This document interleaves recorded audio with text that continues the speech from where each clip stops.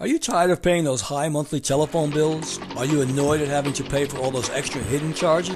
Well, if you have an internet connection, I can show you a way to save over $500 on your telephone bill. By simply purchasing a Skype adapter and plugging it into your existing telephone, or purchasing a Skype wireless cordless phone, you'll be able to kiss your telephone company goodbye.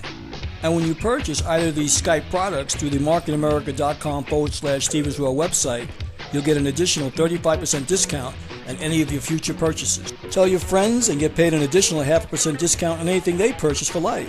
Start saving money today. Go to marketamerica.com/Stevensworld.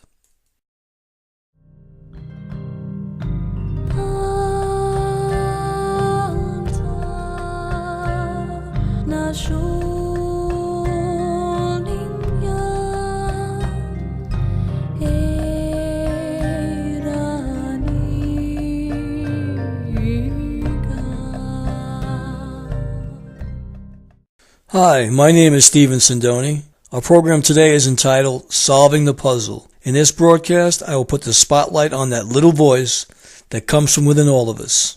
Yes, that little voice that we hear when we think about our jobs, relationships, living space, health, and so forth. And it is this little voice, which in itself is not bad, but depending on our outlook or frame of reference, could be implanting thoughts or feelings of unworthiness and self-criticism.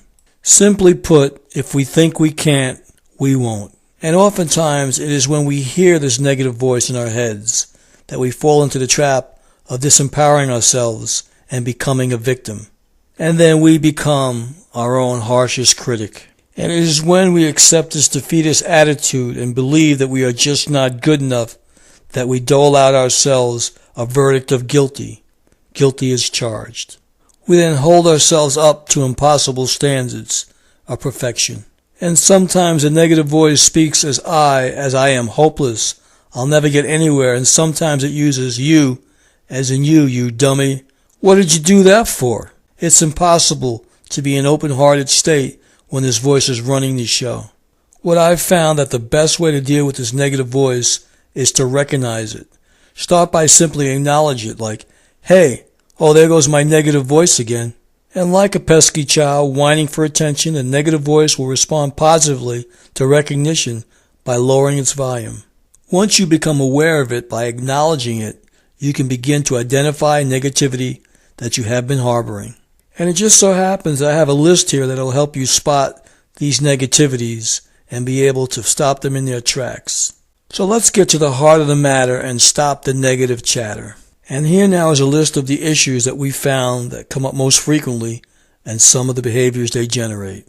Unworthiness, doubt, fear of disappointment, perfection, pride, inadequacy, criticism of self and or of others, anger, hatred, grief, self-loathing, feelings of alienation, fear of intimacy, abandonment, rejection, resentment, envy, jealousy, guilt, victimization, shame, blame, dishonesty, denial, need to control, ambivalence, indecision, boredom, apathy, lack of focus, procrastination, fatigue, depression, and greed.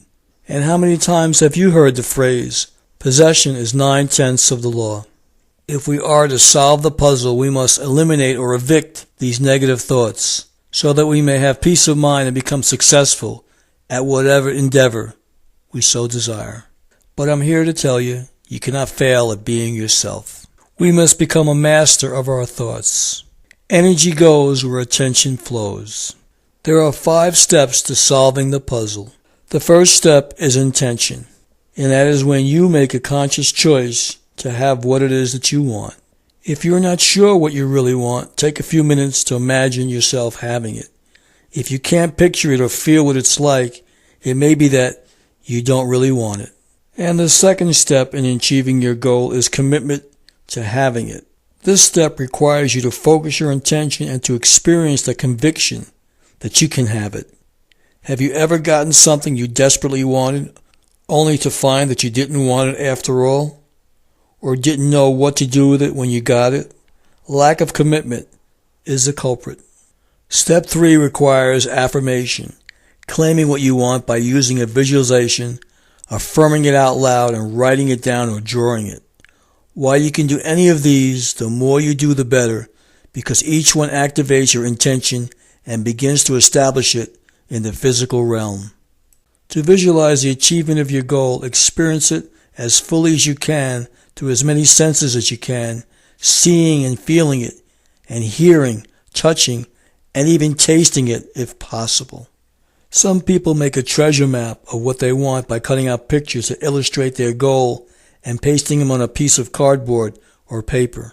Each of these actions will reinforce your inner conviction and initiate the actualization of what you want.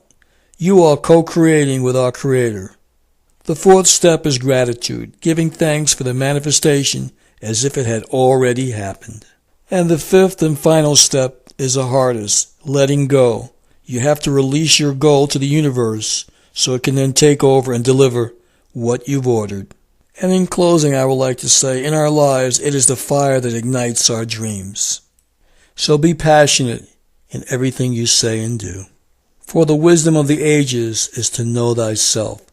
I'd like to thank everyone for watching Solving the Puzzle.